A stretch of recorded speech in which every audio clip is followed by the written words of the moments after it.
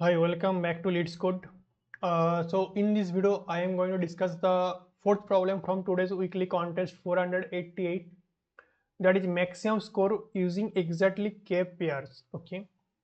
So first of all, before going to actually this video, I want to tell one thing that try to explore the brute force approach here in this problem specifically because here actually you can see that the constant actually is very small actually uh, there are two array nums1 and nums2, both length actually maximum is 100. Got it?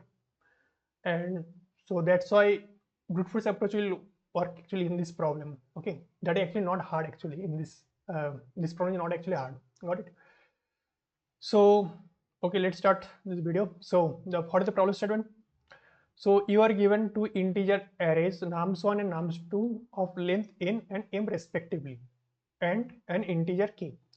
You must choose exactly k pairs of indices. Okay, k pairs, exactly k pairs. Okay, where actually we have to the pairs will be I1 comma j1, I2 comma j2. In this actually it will go up to ik comma jk, such that just observe these two conditions.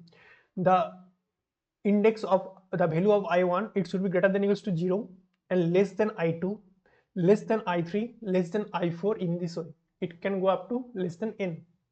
Okay, and similarly for value of jth index, that will be, it should be greater than equals to 0, less than and it should be less than j2, less than j3, and it can less than up to less than m.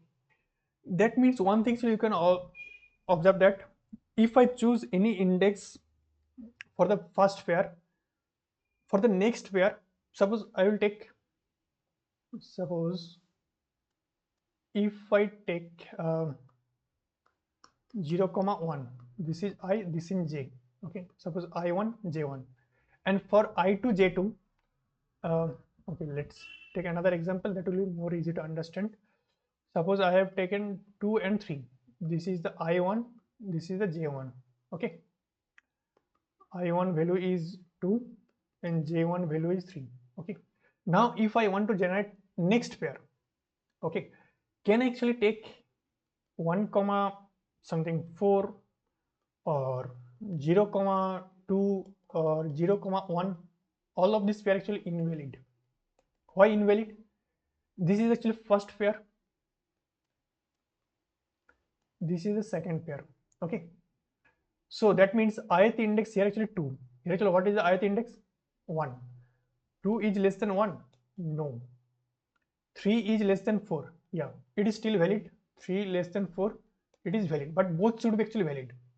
Right, all of ith index of I1 should be less than I2 and j1 should be less than j2. Got it? So that's why both should be actually valid. So here actually you can see that one pair actually, one condition is not valid, so that's why this is not a valid pair. Next is 0 comma 2. What is the first pair? Ith index is 2. 2 less than 0? No. Next is 3 less than 2? No. Both are actually invalid. Both ith index and jth index both are actually invalid. So that's why this is not a valid pair. Got it? But suppose 3 comma 4, is this actually a valid pair? Yes. How? So here actually the ith index here is 2. 2 less than 3. Here ith index value is 3. Yes, this is true. Next is jth value, it actually 3. What is the jth index value? It is 4. 3 less than 4? Yes. Both conditions actually is valid, so that's why this is a valid pair. That means when I am trying to generate the first pair, I have to maintain the I and j. And when I'm going to generate the next pair, the second pair, I can select only I plus 1 to j plus 1 only. Right, any index from I plus 1 to n minus 1 and j plus 1 to m minus 1, any index in between this. We cannot take any index that is left side of this. Got it? This is the first observation from this condition. On it I can generate a pair. So for each chosen pair I comma j, you gain a score of maximum gain a score of nums of 1 of I into nums 2 of j. That means whatever 2 actually this is pair, so ith index of nums 1, it will multiply with the jth, what are the number represent the jth index of nums 2, that will be multiplied. That is the score I can actually generate or I will gain. Okay, the total score is the sum of the products of all the selected pairs. Okay, we have to return the integer represent the maximum achievable score we can actually achieve. That means what actually brute force approach we can think.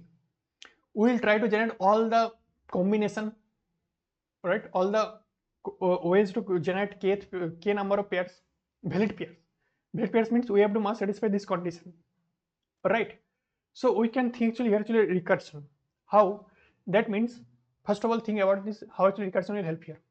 First of all, ith index it will start from 0, jth index it will start from 0, right? I want to generate k number of pairs, correct? Now suppose what actually option actually I have for this combination. This is ith index, jth index, and k number of pairs I want to generate. For this current I and j combination, what actually I can option? Case 1 is generate a pair, correct?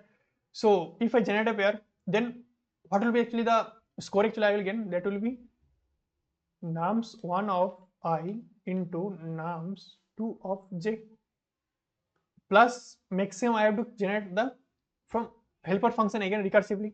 So suppose this will help function. So again I will call this function, or actually pass I plus 1, j plus 1, and k minus 1, because I have already generated one pair here. That's why k minus 1 remaining number of pairs actually I have to generate. And next available index it is I plus 1, and next available index for j it is j plus 1, because we have already taken I and j, right, from nums1 and nums2 respectively. This is case 1. Case 2 is that I can skip this. I do not want to generate the pair with this current combination. So what is the combination I can generate next combination? So I can actually skip nums1. Then what will be our helper function? I will pass help I plus 1, j, k will be same. Here you can say that I have skipped the ith number, ith element of nums1, because I do not want to, suppose this, I do not want to this number is part of any pair. That's why I will skip that. So that's why I will skip, go to the next number. Next available index is I plus 1, and j is still same, okay, and k is still same. Why k is same as the input? Because I have not able to generate any valid pair. That's why still I have to generate k number of remaining pairs. That's why I pass this as same. Okay. Case 3 is that skip the nums2. I do not want that whatever the number is present in the jth index of nums2, I do not want to be part of this any pair. That's why I can skip that also. So that's why help of I will pass I will be same, I will pass j plus 1, and k will be same, because I have not generated any pair. That's why k value will be same. Got it? Initially I will actually try to check all the combination and whatever the maximum out of this case, and I have to return the maximum of case 1, case 2, and case 3. Out of all of these 3 combination, I have to return the whatever the maximum actually I can score actually I can actually achieve, right? This is the recursive or brute force approach we can think. Now we can actually use memoization here. Okay, this is clear. So here actually you can see that we can actually three values we can change. One is the I, one is the j, and the how many pair actually still actually we have to generate. So if actually create a 3D array of this combination, this is the I, this is the j, and this is the k.